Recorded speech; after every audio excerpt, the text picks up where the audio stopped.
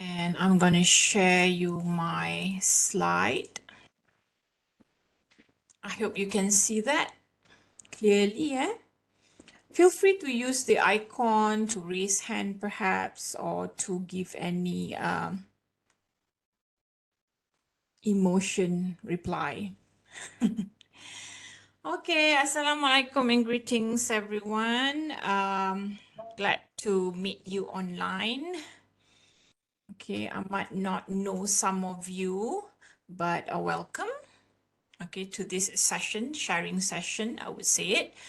And today I'm going to be talking about activity theory, which is quite a popular framework for especially qualitative analysis.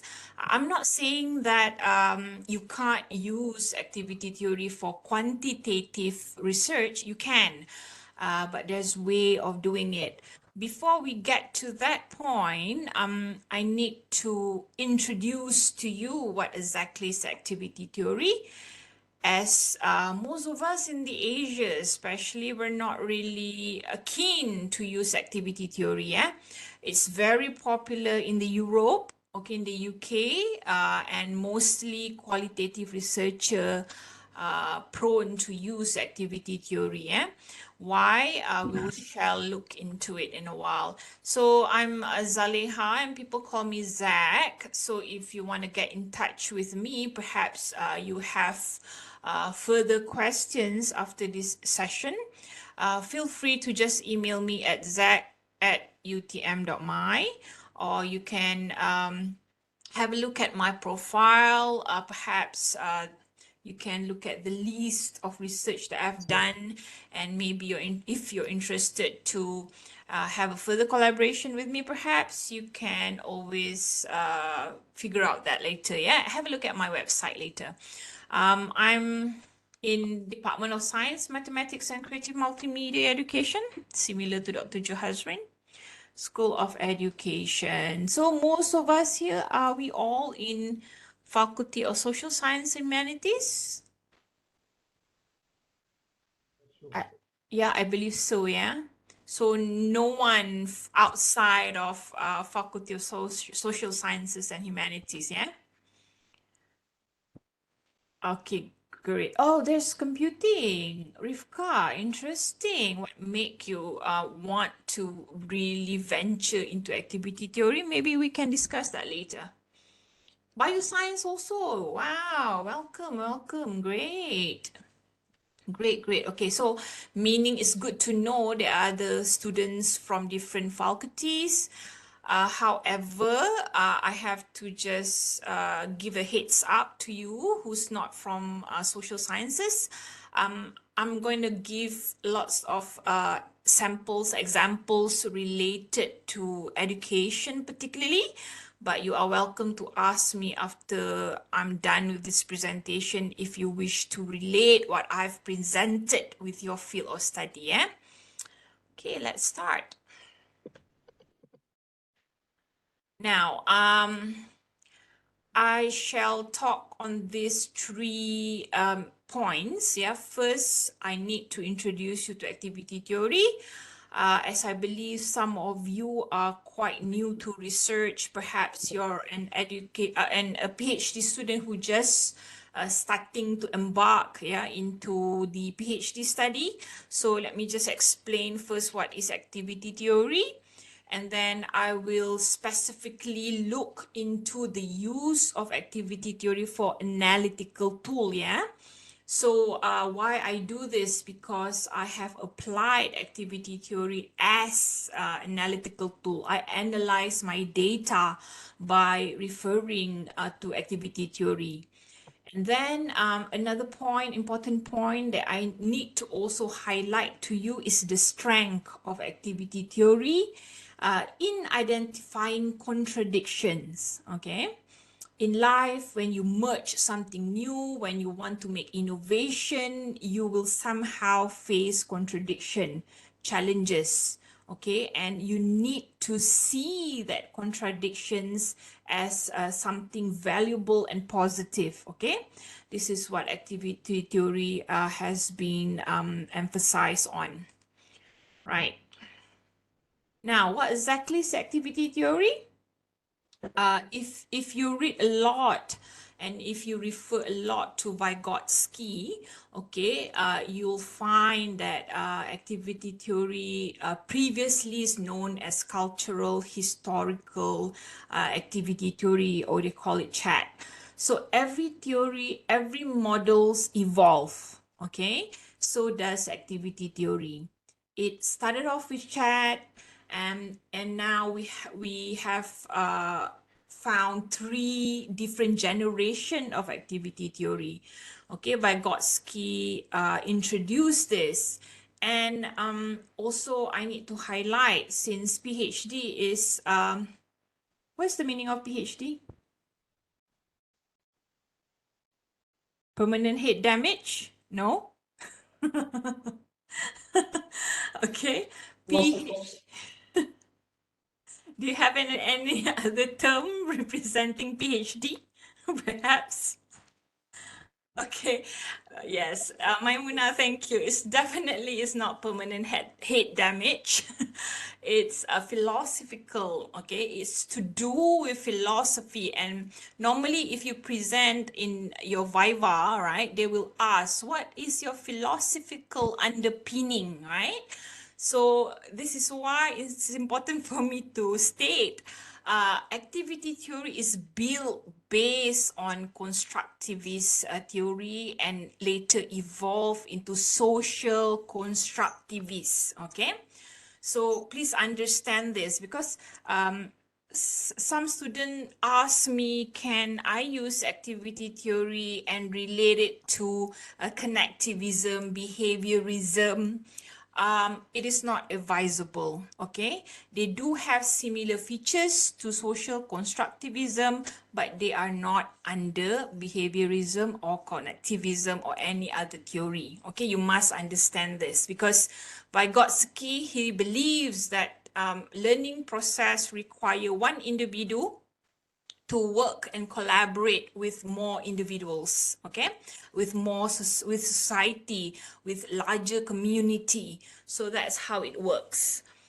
And a lot of researchers have used activity theory for different purposes, okay. Some use them for analytical tool. It can be an approach that you use to conduct your study, okay. It can also be a conceptual theory as well as a philosophical theory. Really depends on your context of study, okay, what you want to use it as. But as for today, since I have experience of using activity theory for analytical tool, that's what I'm going to cover. Okay, I'm going to share with you some readings perhaps you can refer to if you plan to use activity theory for other purposes. Okay. And I will highlight that my research covers mostly qualitative studies. I'm very much interested with why and how, you know, instead of just what. Okay. Okay, now let me introduce you to the first generation, how it started off.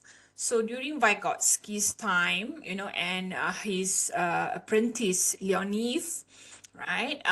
They try to analyze how humans do their activity, how, for example, students learn, okay? So to understand the relationship between individual and their environment, that's the main purpose. So let's say this is a student, okay, they try to understand what makes this student really wish to further their study or really want to aim for something, okay. So they start to look at what mediate these students to become excellent, to really wanting to study, okay. They start to look at the objective that has been set by this student in achieving their goals, for example, yeah. That's how it started off.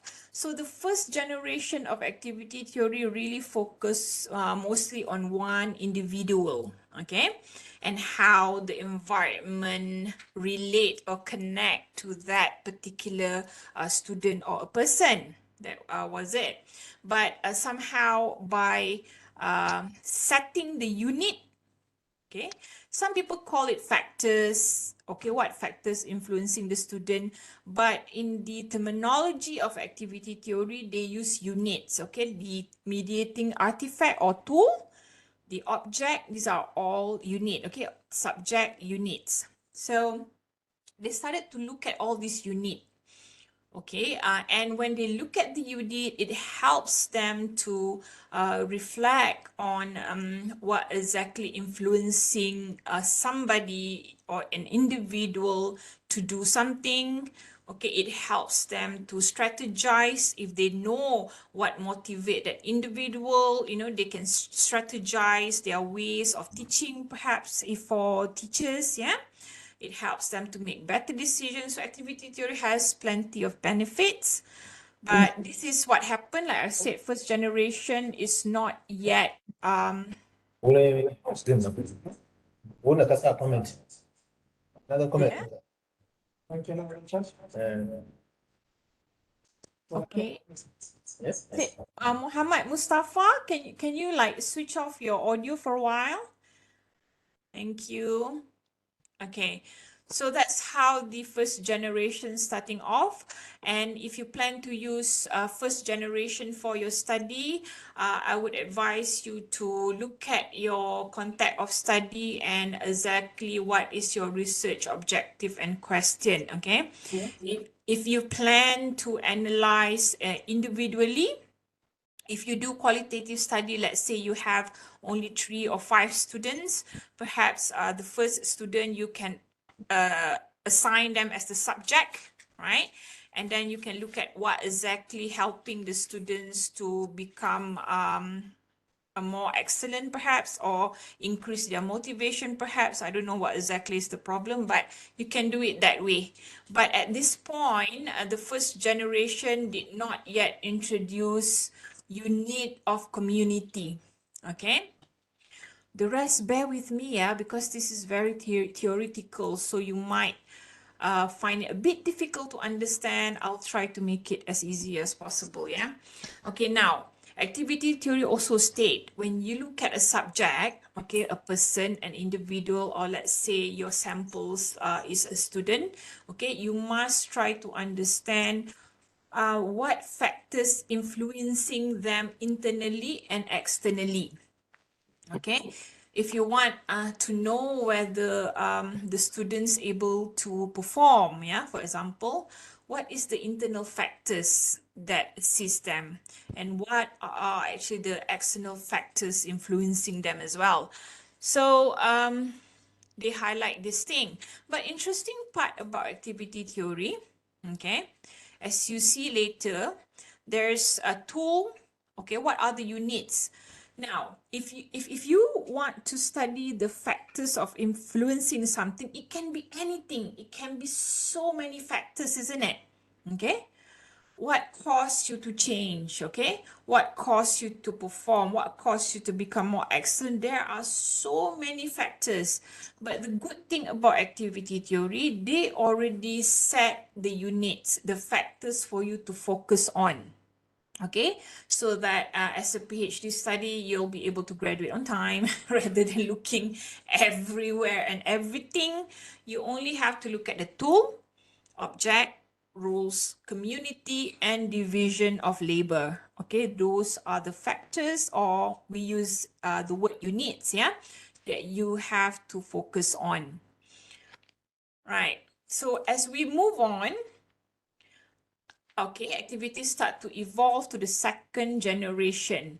Now, in second generation, as compared to the first generation, okay, Engstrom, a student of Leonif, started to introduce community.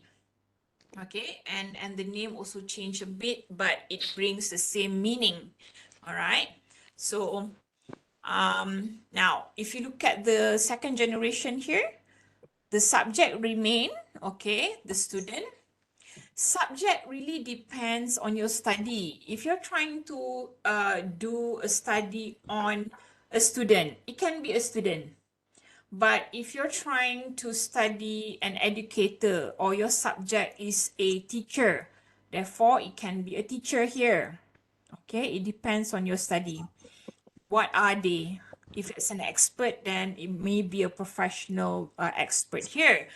Okay, and subject can also represent individual and it can also represent as a group. Right?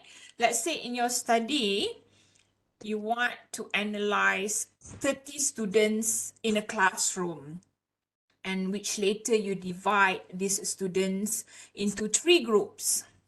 Okay, like 10 in group A, another 10 students in group B, another 10 in group C.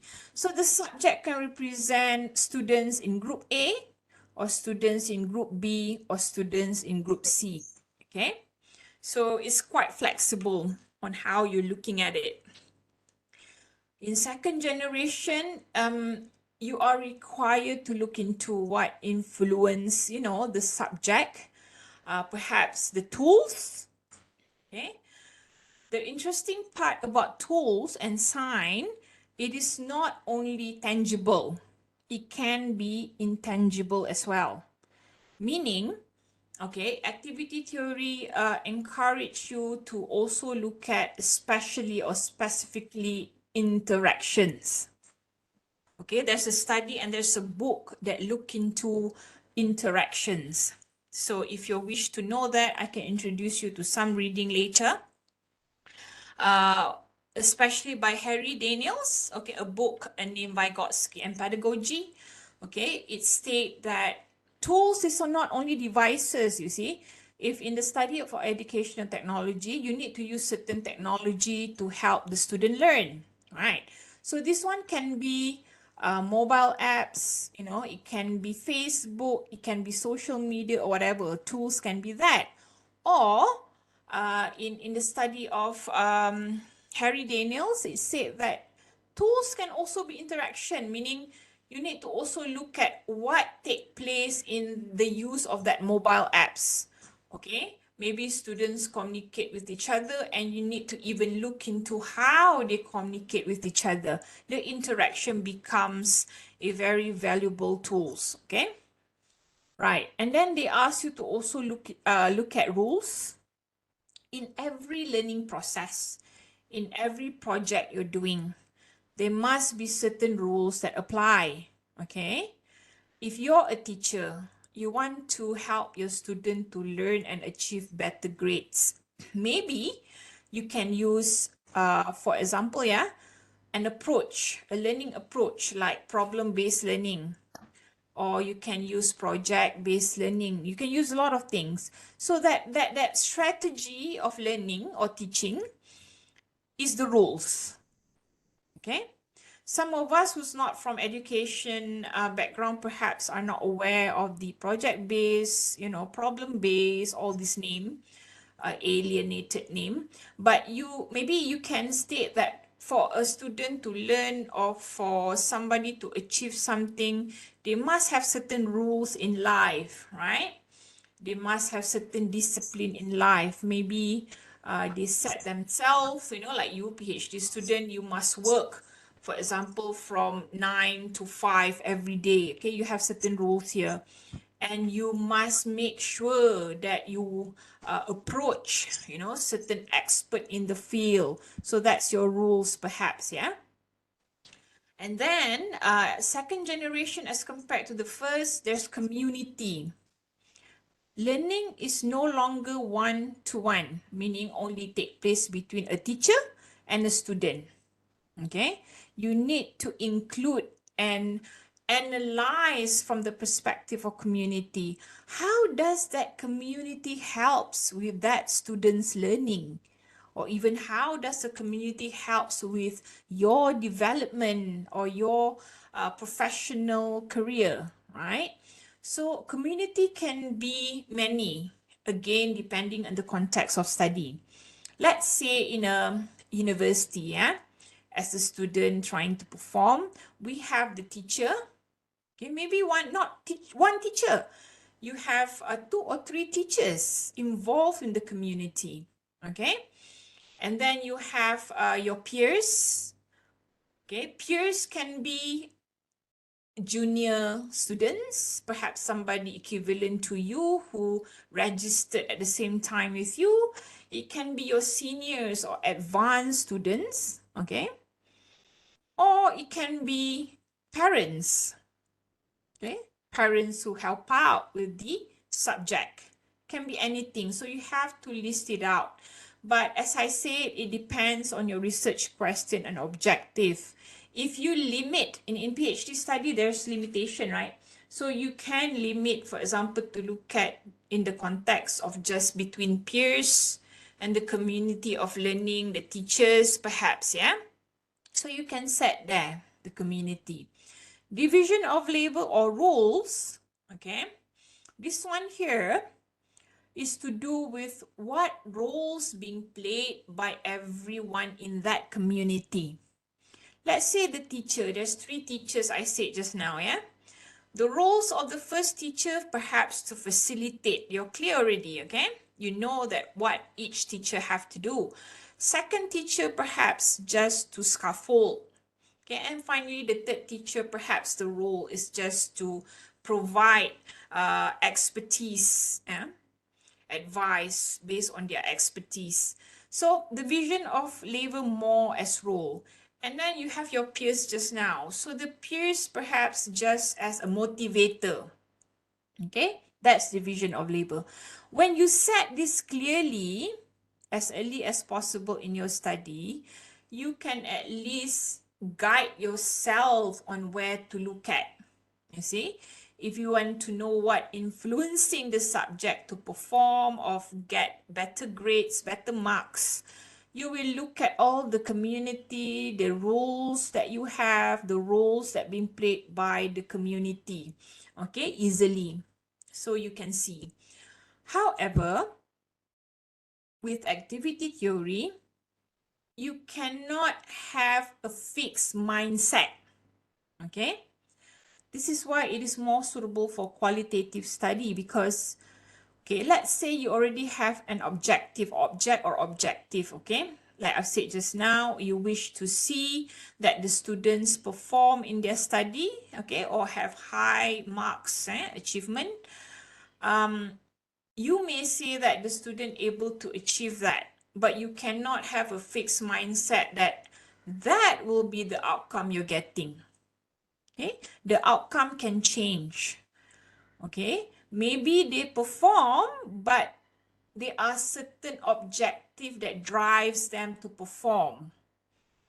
Okay, that's the interesting point where you have to keep your option wide. The outcome can change.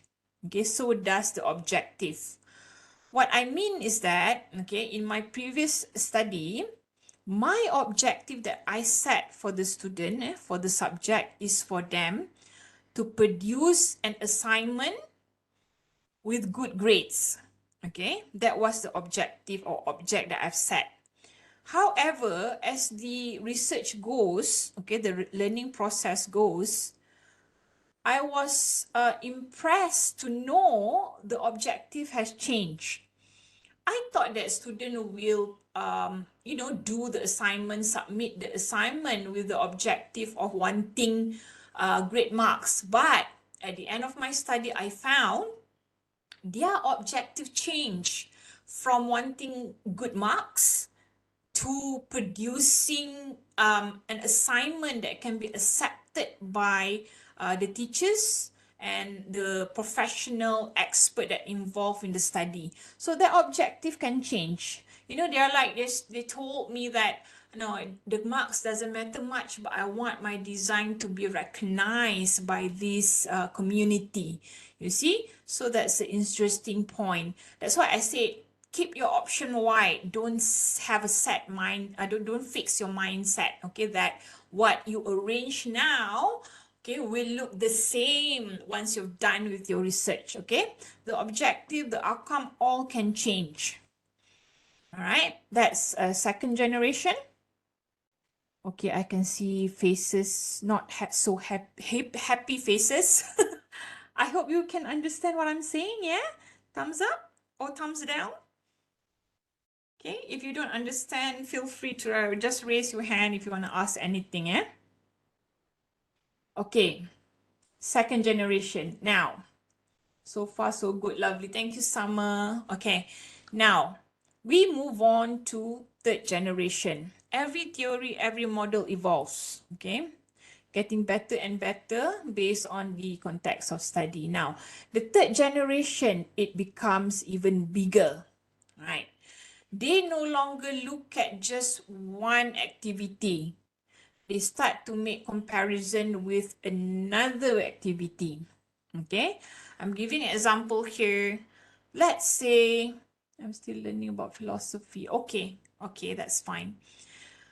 Okay, let's say you have a student here.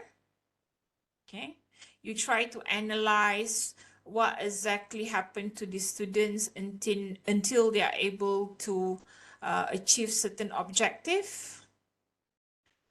It can function as this can be in one university, different university, while this one can be in different university. You can make such comparison, or this one in different school, while these students in different school. Okay, you can use that for that purpose, yeah? Or you can also put these two students from the same school. Okay, compare how their objective evolves. You can do that too.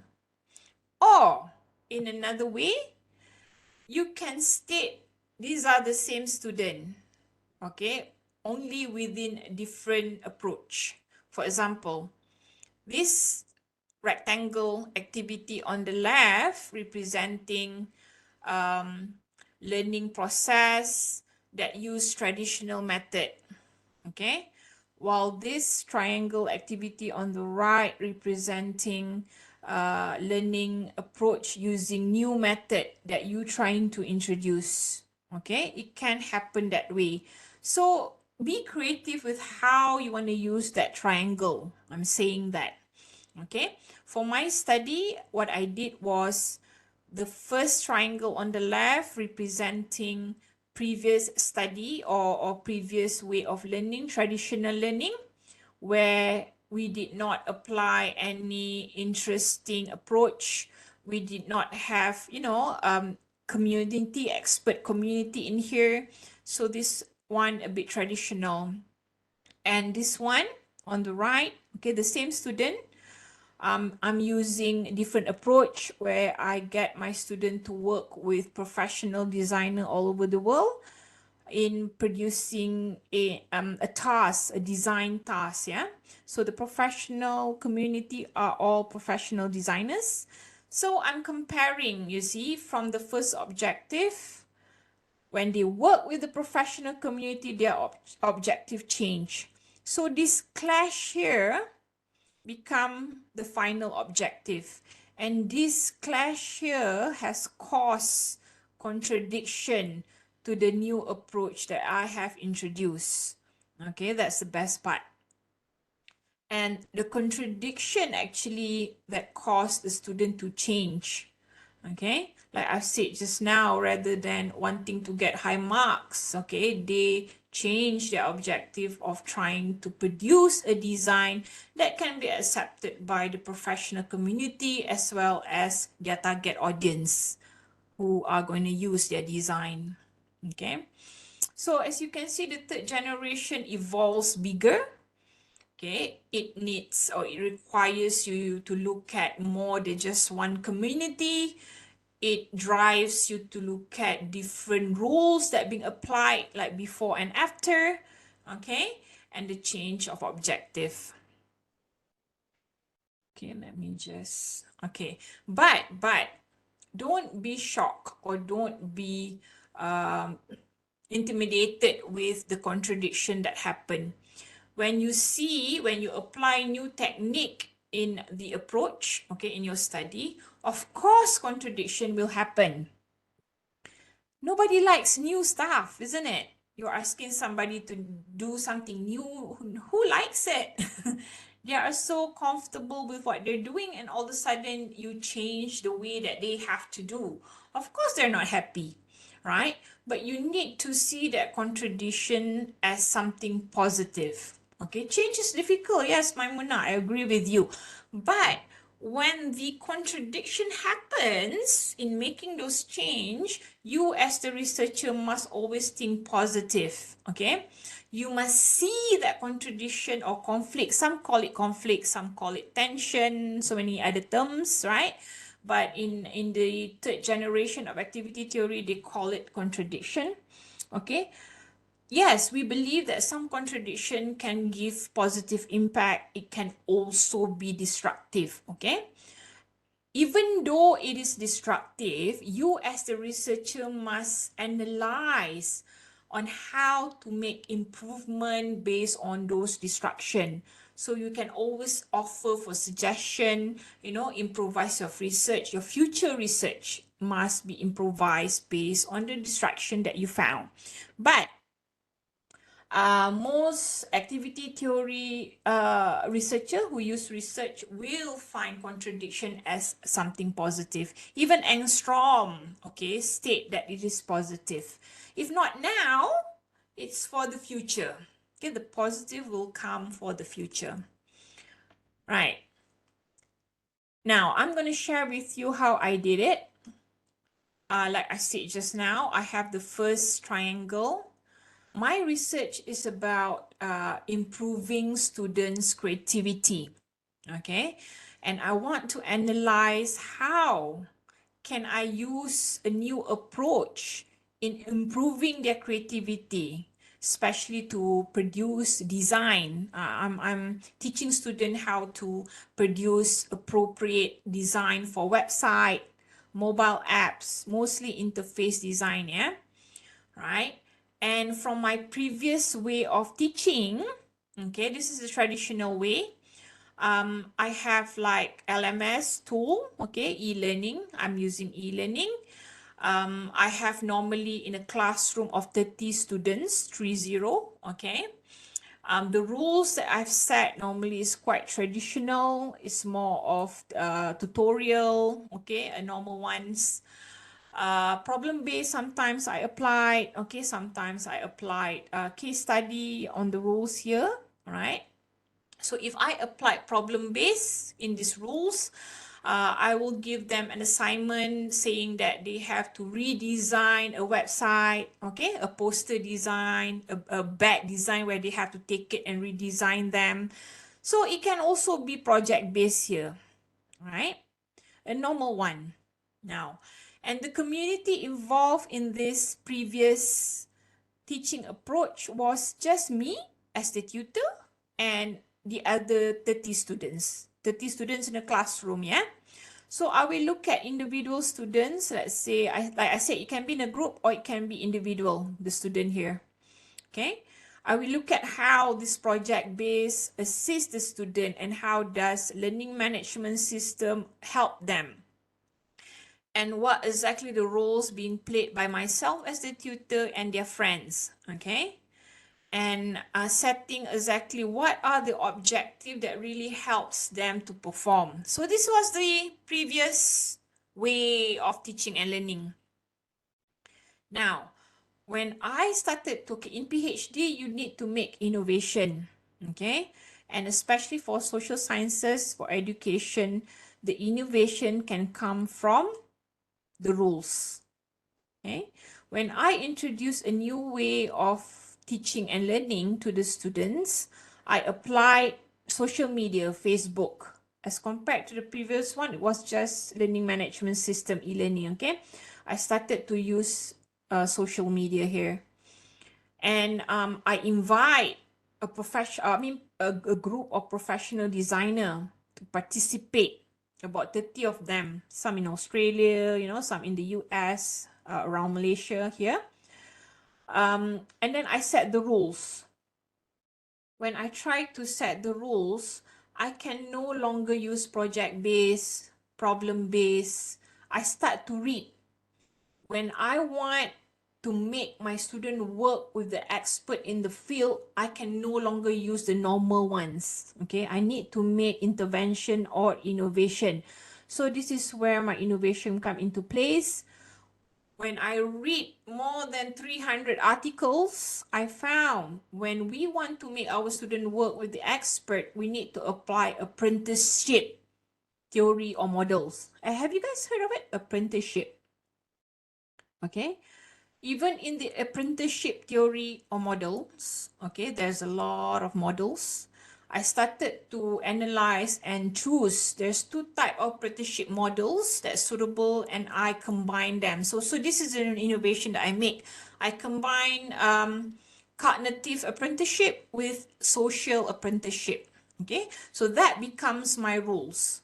So if you read cognitive and social apprenticeship, there are certain principles that you need to follow. Okay, there are certain steps that you have to do in making sure the learning process between students and the professional designer works. Right, so I start to apply there the rules.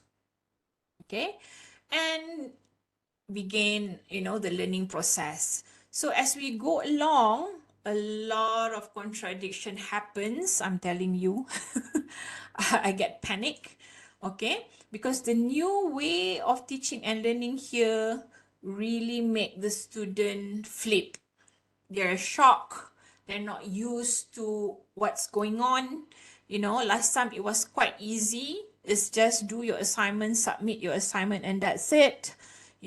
But this time they have to deal with that group of designers. Okay. It was very interesting.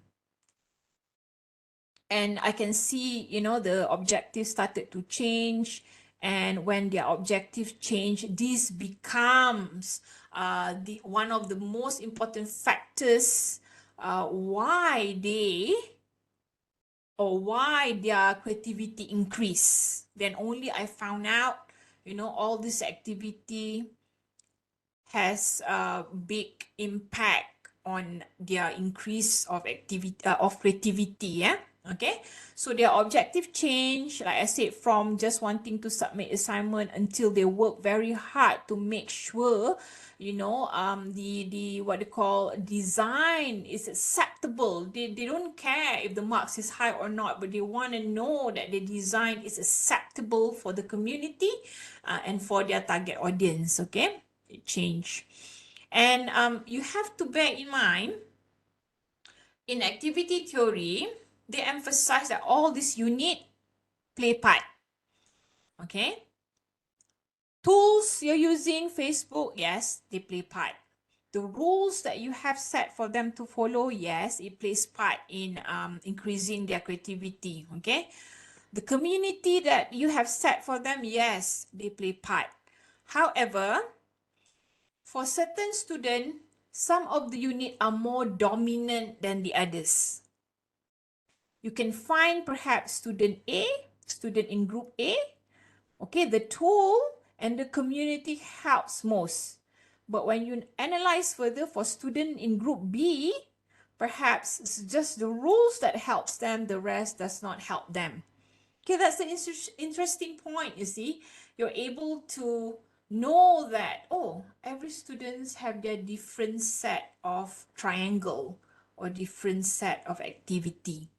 Okay, so that's how it happened for my context of study. Like I said just now, contradiction brought about some benefit and also drawbacks. For example, for student A, student B, okay, it brings benefit to them. They become more motivated when they work with the professional designer. However, for student C, their motivation becomes worse. They become demotivated, okay, due that collaboration. And I started to analyze further after that. What caused this contradiction? Why is there positive and negative effect? Okay, I start to analyze. Again, I refer to activity theory. When I do further analysis, I start to interview the students, you see. I found out that it is due to the feedback given by the professional designer. Remember just now? Okay, Vygotsky, Engstrom, all the activity theory experts state tools can be tangible and intangible. Okay, and Engstrom further highlight that one of the most powerful tool is interaction. Okay, so when I read that, I started to look deeper into interaction. Instead of just looking at Facebook, Facebook is the platform that I use. Fine, that's fine. Okay, they have all the features. But later on, after referring to activity theory, and activity theory said, look at the interaction, look at the interaction, I start to look at the interaction that happens in Facebook or on Facebook. Yeah.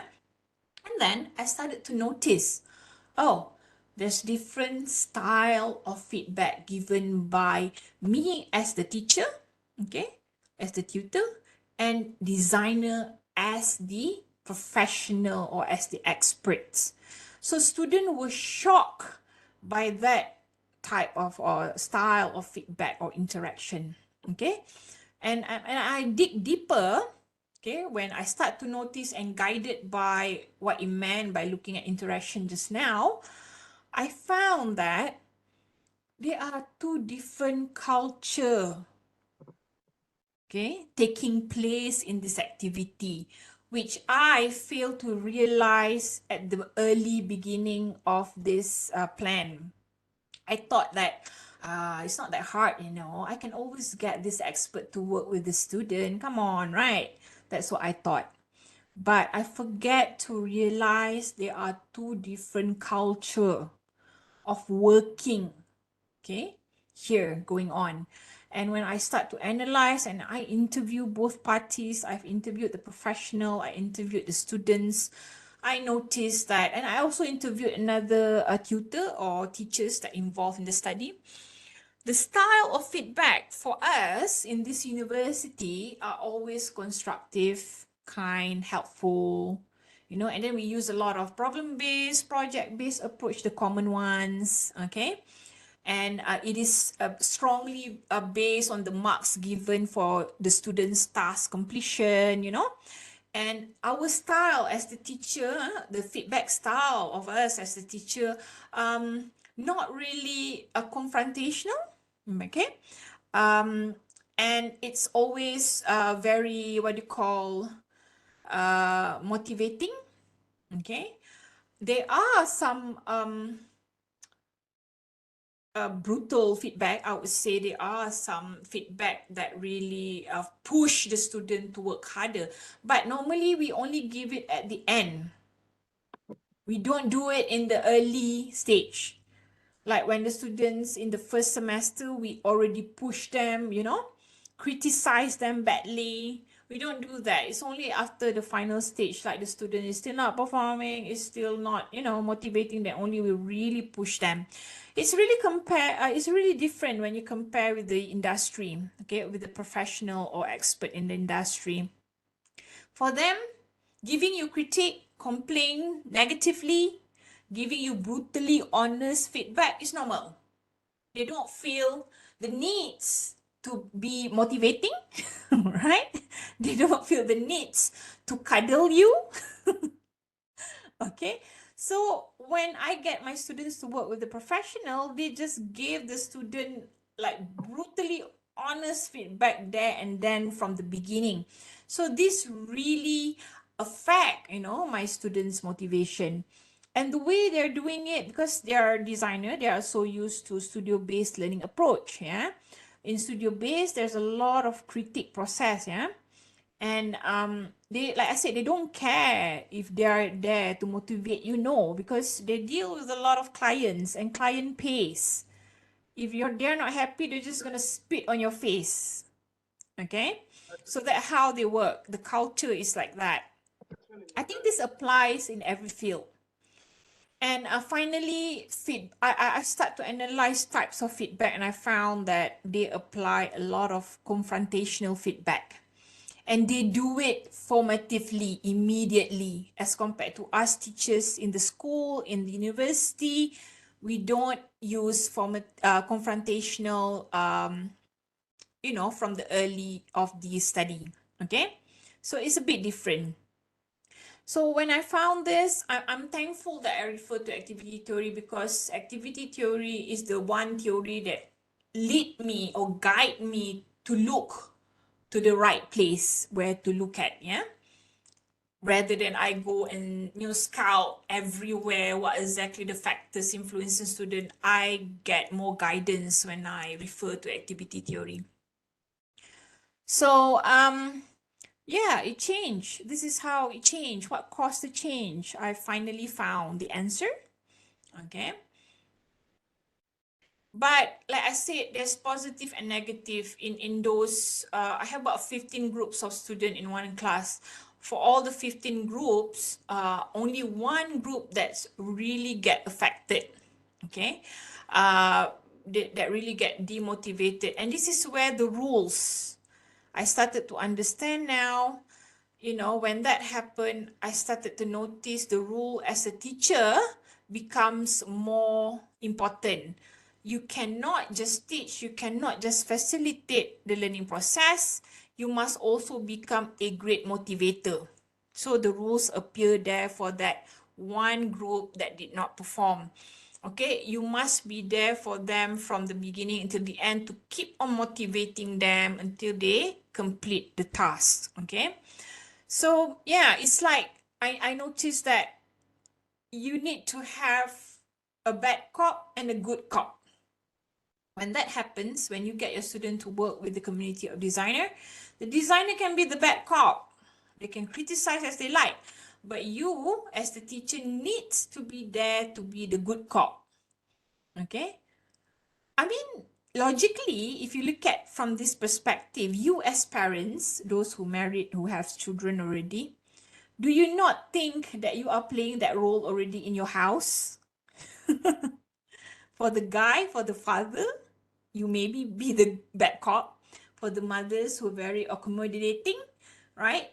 She may be the good cop. So the rules, what I say here, the rules, yeah? Division of labor. This is not rules, there's a mistake here. It should be rules, yeah?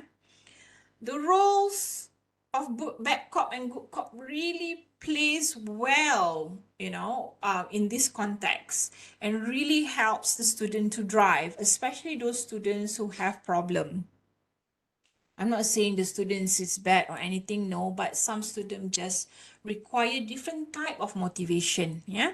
So the good cop and bad cop really helps in this context. Okay, now, I have to be honest with you, when I started to use activity theory, I was lost. Okay. If you look at all the books, the articles, they are so technical and I find it very hard to understand.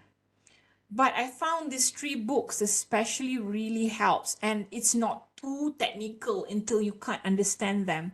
So if you want to start, if you're interested with activity theory, you may want to read these 3 books first, okay, before you start to look at other books. Really depends on you, but from my experience, I found that these 3 books really helped me a lot. First, you need to understand the historical part. Of course, you can start that with perspective of activity theory, okay? How they evolve from the first generation to the second and then finally the third. You can also decide later when you read this book whether to use the first, the second, or the third. Depends on your context of study, okay? When I say that, let's say you only have one classroom as your samples, yeah? And then you do not have other community involved in that learning process of that one classroom. So maybe you want to use the first generation. But if you have more community involved, let's just start with the second generation. So it really depends on your context of study. And I have written with my colleagues some of the articles which I have used activity theory. You can have a look on the articles. This is the thesis that I did using activity theory. If you want to have a further read on it, you can always search. Okay, I'll share this template later with Dr. Johazrin, yeah? Okay, hold on. All right. Now, where to start? If you want to try out, I would recommend that you start with the second generation. Why not the first? Like I say, I'm not going against those who only want to look at one individual to limited community, yeah. But I'm saying with the new era okay, with the digital era these days, it's kind of illogical for you to just focus on smaller community of involvement of other individuals. This is why I would suggest, okay, for you to start with the second generation. You can decide later who are the subject. Okay, is it a student? Is it a professional expert? Is it what? I don't know. Okay, and then what are the tools going to be involved in this study? What is the platform, the main platform? Are you going to use social media? Are you going to use TikTok? I don't know. You can use any platform that you like. Maybe e-learning channel. Okay, YouTube perhaps. I don't know. Okay. And then what exactly is the objective that you're trying to set, okay, for the student? You can do that. You are looking now from the perspective of a teacher who trying to plan this learning activity for the student, okay? So I'm saying that I'm a teacher now. I'm going to use this triangle, this activity to plan for the learning process. So I will set the rules. What are the rules the teacher going to apply? What I'm going to apply for them before learning. Maybe if I want to apply blended learning approach, I will say that, okay, what is it that student have to do before, during, and after? Okay, and who are the community going to be involved here? I'm going to set, and what are the roles played by this community in these learning activities? Okay, and like I said, the outcome can change, so keep your mind open. That will change somehow, although you have already planned. Perhaps there are certain outcome you expected, right, or you are expecting, but keep it open. The beauty of qualitative study, when you manage to get unexpected finding, that will become very, very valuable. Somebody raise their hand. Who is it just now? Hello, Dr. Zaleha. Assalamu alaikum. Waalaikumsalam, Summer. Nice name. Yeah, it's actually Sumera and there is a typing error and it just says Sumar. Okay, okay, Sumera. You Yeah, have question? yeah, I just wanted to know about these arrows leading from these arrows kind of indicate that there is connectivity and relationship between all these elements. So can you elaborate a little bit on that? How are, do we in our research or in our theoretical framework, are we required to elaborate on all these relationships? Yeah. This, Okay, thank you, Summer. Good question. Yeah. The arrow thank you. here really represent, like I said earlier, you need to tell yourself they are not separated. Okay, when you introduce all this to your student, they all interlink with each other. Okay, you can't be saying that, oh, the tool's not effective, oh, the rule's not effective. They're all interrelated to each other. But, however, you will find that certain unit, we call it unit, yeah, this one, tool, subject, rules, and all. Certain unit are more dominant. Yes, the rules help. Okay, but for example, yeah, the community is more dominant than the rules. You will find that, students state that the designer helps them the most in increasing their creativity as compared to the rules. So the rules become less dominate. You see, but yes, it's important for you to also discuss in your finding how does the other unit play parts. You have to discuss that as well. It's just that for maybe student or sample A, although all play parts, which is dominant for student in sample A. Okay, sample B, perhaps different. You will see every triangle for every student. Like I said, student can be individually or can be group, are all different from one and another. Logically, that's how it is, isn't it? Like in a classroom, if you have 30 students, do not expect all 30 students to perform. There are what do you call, intermediate student, higher performance student, low performing students. Okay, they are all different, but we really want to know what affected them, what not affecting them. Okay, and which is more dominant. At least you as the teacher in the future, you can tell yourself, oh, if this is the kind of student, which you need that I should really work on. Question to end the share content. Uh-huh. Okay. Right. Does that help, Samira? Yes, doctor. Thank you so much. It clarified my concept. Okay, no worries. You're welcome. Okay, so that's how it is. You can start with this, and I'm giving an example. Okay, hold on.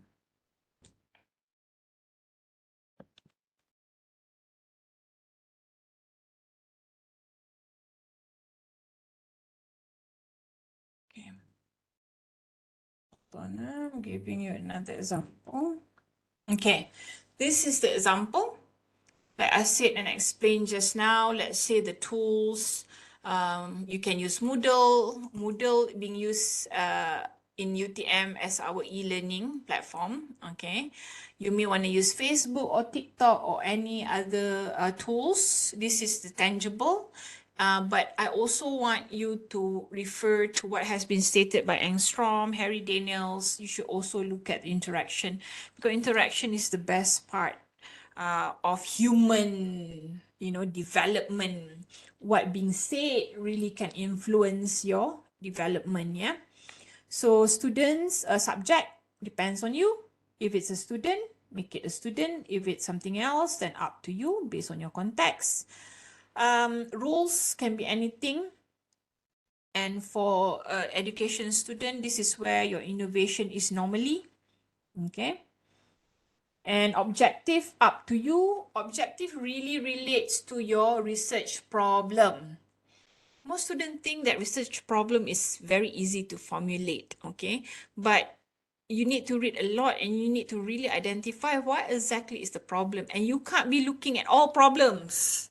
Maybe you say, oh, that student of mine is having engagement problem, creativity problem, achievement problem, critical thinking problem, but no, if not, you can't finish your PhD within time.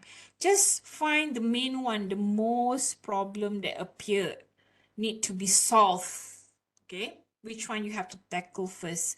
Sometimes they don't have problem with engagement since they are very engaging. It's just that they're still not creative. So maybe that's what you have to solve, creativity. Okay, but if the problem starts with engagement, perhaps before you tackle creativity or critical thinking, you have to tackle engagement first. So that can be your focus of study, engagement and motivation, yeah. So the objective, like I said, really depends on what are you trying to improve and based on the research problem, right? Division of labor roles, just now, go back to your community, who involves and what role should they play. Okay, that's about it. Thank you for listening. Perhaps if there's any question I could assist you with, feel free to ask.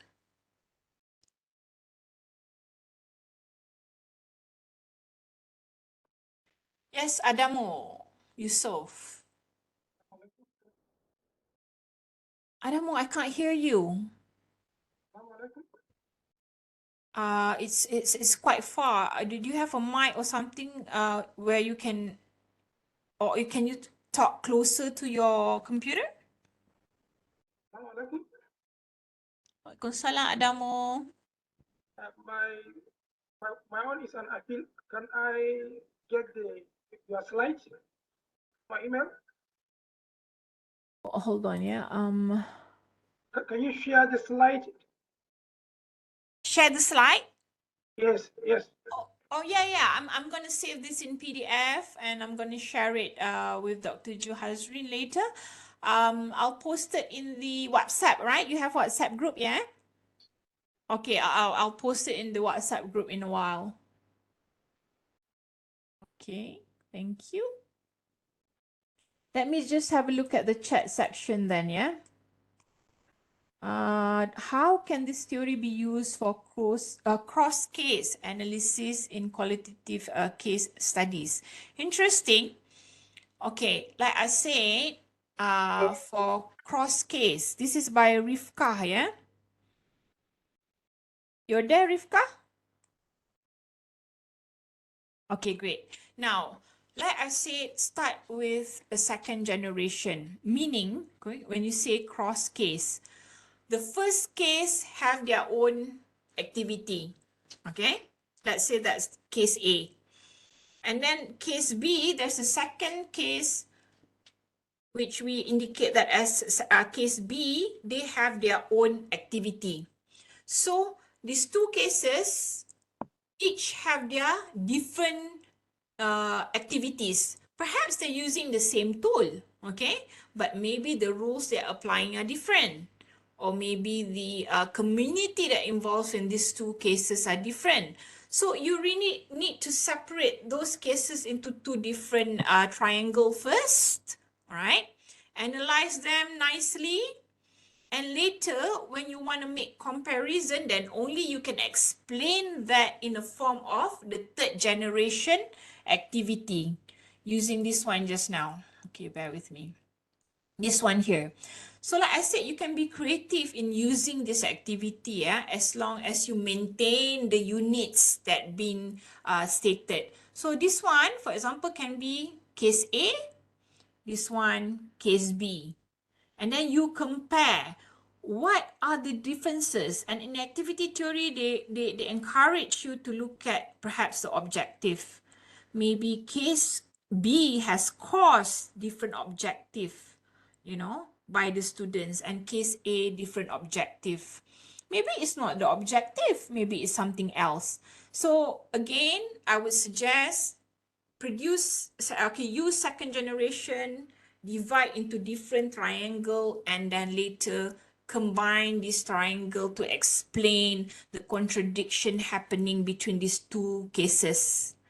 Okay, it's kind of interesting. I hope that helps, Rivka. You're welcome. Okay. Any more questions so far? But I think the beauty of activity theory, it helps you to focus. And the focus that they gave you is logic. Logic enough. It's the human needs, it's the interaction and all this which we fail to realize they are very important, but we did not notice. We do notice, but there's no proof of doing it. And by using activity, you're able to prove why, all these tools like interaction really helps with improving creativity, improving learning, and so forth. Adamu and Samira, you have more questions? You're raising your hands.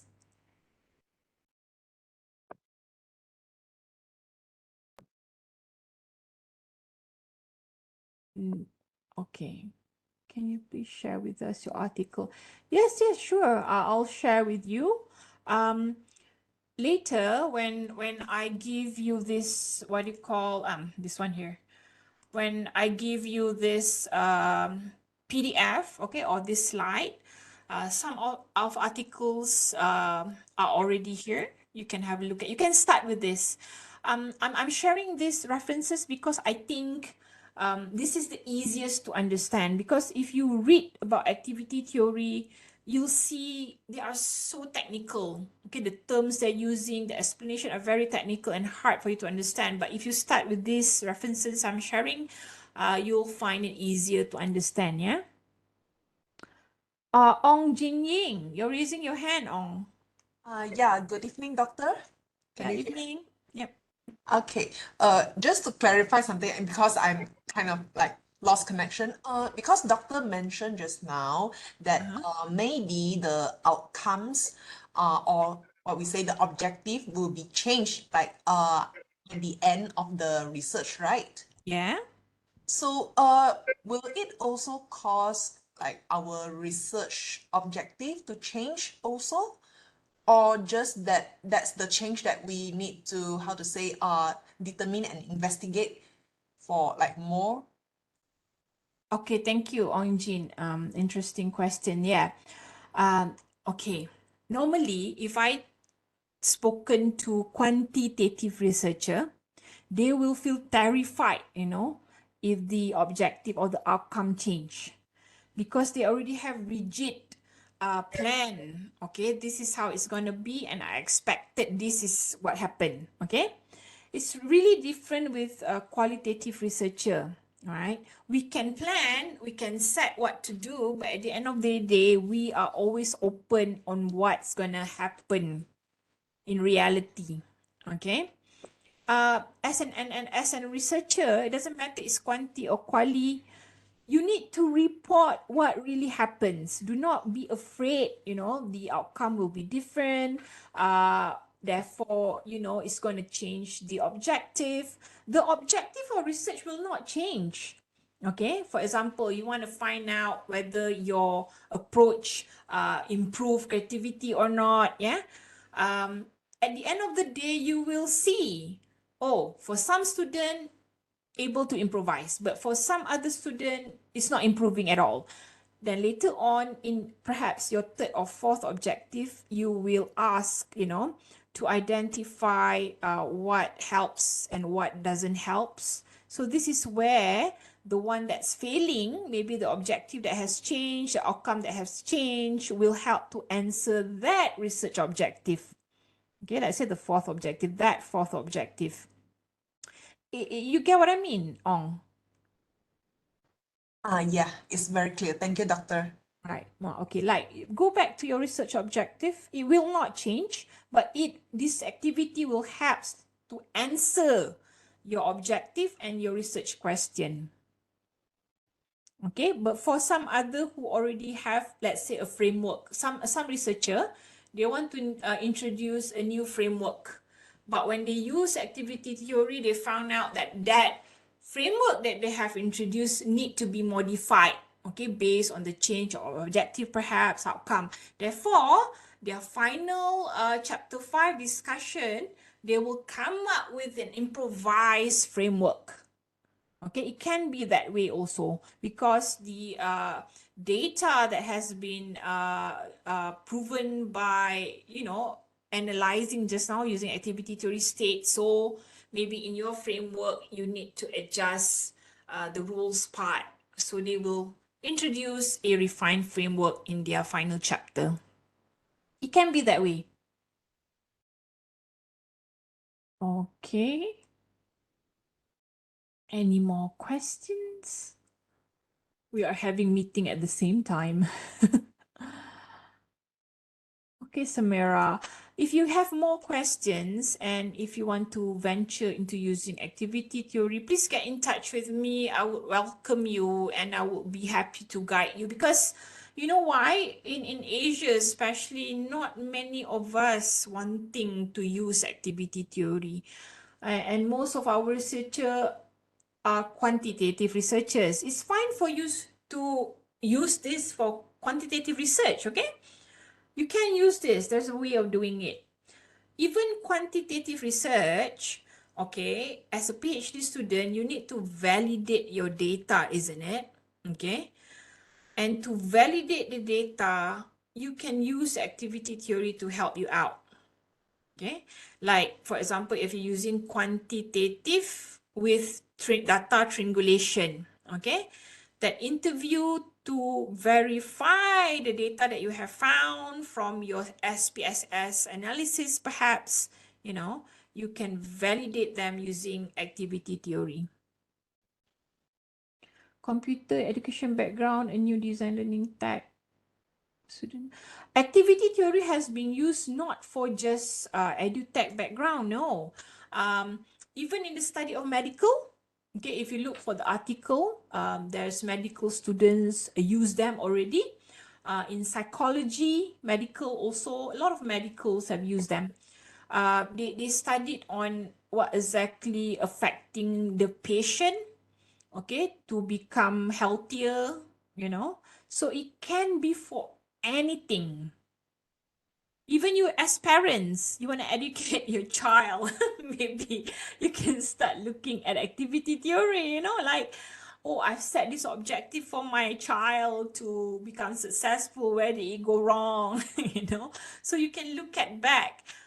What other community have I planned, or or supporting community have I prepared for my child? It seems that it's not enough, so I need to add more community, perhaps.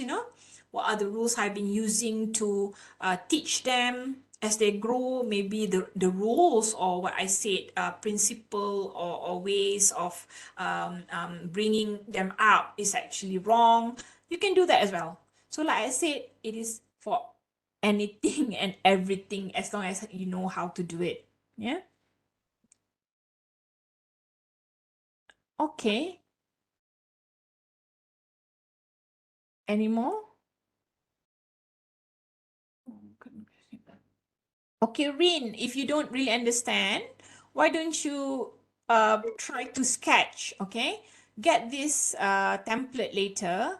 You just go for a coffee, print it out in an A4 size, and you start to sketch using this template here of your idea. And you may share, you can share the template with me and we can discuss from there if you're not really clear about it, yeah? Thank you, Doctor, for the offer. I will plan to do that because there's a lot of things. Because I'm not from the IT background, but my Ah, study is related with like MALL. I mean, multimedia. I mean, sorry. What is it? Sorry.